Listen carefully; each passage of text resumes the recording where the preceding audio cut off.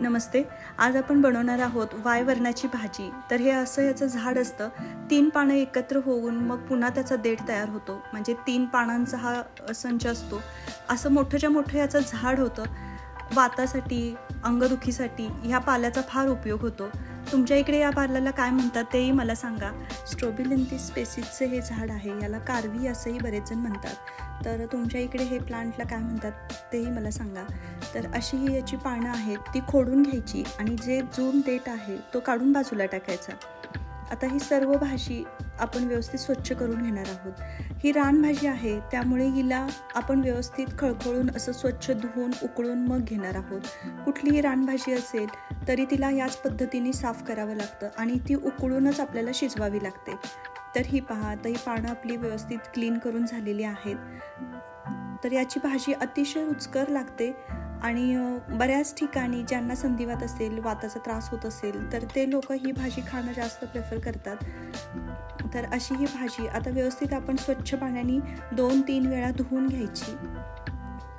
पण जोपर्यंत तुम्हाला त्या पानांची, त्या वनस्पतीची खात्री नसेल तोपर्यंत ती वापरू नका. तर ही बऱ्याचदा ह्या पश्चिम घाटामध्ये भरपूर प्रमाणामध्ये मिळते. तर अशी ही भाजी आपण 1-2-3 वेळा स्वच्छ धुवून घ्यायची आणि निथळून पुन्हा आपण हिला एकदम बारीक अशी चिरून घेणार आहोत. या धुतलेल्या भाजीचं पाणी आहे ते पण बरेच जण आंघोळीसाठी वापरतात किंवा मग हे पाणी तुम्ही झाडांनाही घालू शकता, इतर झाडांना. आता ही भाजी अगदी व्यवस्थित बारीक आपण चिरून घ्यायची आहे. ही भाजी जास्त करून चैत्र पालवीमध्येच फुटते, कारण कोवळ्या पानांची भाजी केली जाते. त्यामुळे जेव्हा चैत्र सुरू होतो तेव्हा पालवी फुटायला चालू होते आणि मग ही पानं आपल्याला भरपूर प्रमाणामध्ये मिळतात. तर ती ही अशी आपण नेहमीसारखी एकदम बारीक चिरून घ्यायची आणि याला आता आपण उकळत्या पाण्यामध्ये 5 ते 7 मिनटं व्यवस्थित खळखळून उकळू देणार आहोत. आज ही भाजी आपण आईच्या हातचीच बनवून खाणार आहोत. तर आई ही रेसिपी बनवत आहे.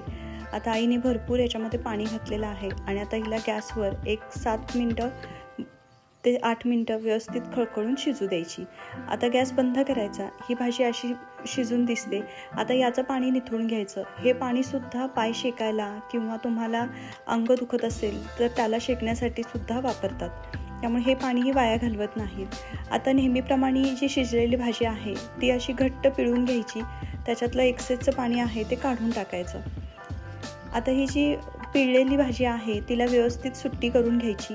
ह्या भाजीला भरपूर आपल्याला कांदा लागणार आहे. तर इथे बघा, जेवढी भाजी आहे तेवढाच आपण कांदाही घेतलेला आहे. तर 1 चमचा तेल घालायचं. तेलामध्ये फोडणीला आपण फक्त जिरे घालणार आहोत आणि थोडंसं हिंग घालणार आहोत. फोडणी चांगली तडतडली की याच्यामध्ये जो चिरून घेतलेला कांदा आहे तो व्यवस्थित याच्यामध्ये मिक्स करायचा. आता कांदा मीडियम गॅसवर आपण परतून घेणार आहोत. कांदा ट्रान्सपरंट झाला की याच्यामध्ये कांदा लसूण मसाला किंवा आपला घरचा जो मसाला असेल तो आपल्या अंदाजानुसार तिखटाप्रमाणे घालू शकता. आता याच्यामध्ये थोडंसं मीठ घालायचं भाजीच्या आणि कांद्याच्या अंदाजानुसार. कांदा आणि मसाला आता व्यवस्थित परतला गेला की याच्यामध्ये आपण जी उकडून घेतलेली भाजी आहे ती याच्यामध्ये हाताने सुट्टी करून व्यवस्थित पसरून घ्यायची. आता गॅसची फ्लेम आहे ती स्लो करायची आणि स्लो गॅसवरच आता ही भाजी या मसाल्यामध्ये व्यवस्थित आपण परतून घेणार आहोत. तर 1-2 मिनटं याला आपण व्यवस्थित परतून द्यायचं. आता भाजी ऑलरेडी आपण शिजवून घेतलेली आहे, त्यामुळे आता फोडणीला आपल्याला शिजवताना जास्त वेळ लागत नाही. अगदी झटपट भाजी तयार होते. भाजी परतून झाली की आता याच्यामध्ये तुम्हाला आवडत असेल तर थोडंसं तुम्ही भाजलेल्या शेंगदाण्याचं कूट घालू शकता. तर इथे आईने आता 2 चमचे शेंगदाण्याचं कूट घातलेलं आहे. आता कूट घातल्यानंतर ही एकदा व्यवस्थित परतून घ्यायची आणि आता याला मंद गॅसवर झाकण ठेवून 1-2 मिनटासाठी आपण वाफ देणार आहोत. 1-2 ते 3 मिनटानंतर तुम्ही पाहिलं तर भाजी आपली ही व्यवस्थित तयार होते. अतिशय उत्कृष्ट चवीला लागते आणि खूप झटपट भाजी तयार होते. अतिशय पौष्टिक भाजी आहे. पण मी म्हणाले तसं की जोपर्यंत तुम्हाला ती वनस्पती नीट ओळखली जात नाही तोपर्यंत ती भाजी करू नका. तर अशा पद्धतीने ही भाजी आपली आता तयार झालेली आहे. तर आपण हिला आता सर्विंग बाउलमध्ये काढून घेऊया. रेसिपी आवडल्यास लाईक करा, सबस्क्राईब करा. धन्यवाद. भेटू पुढच्या रेसिपीमध्ये.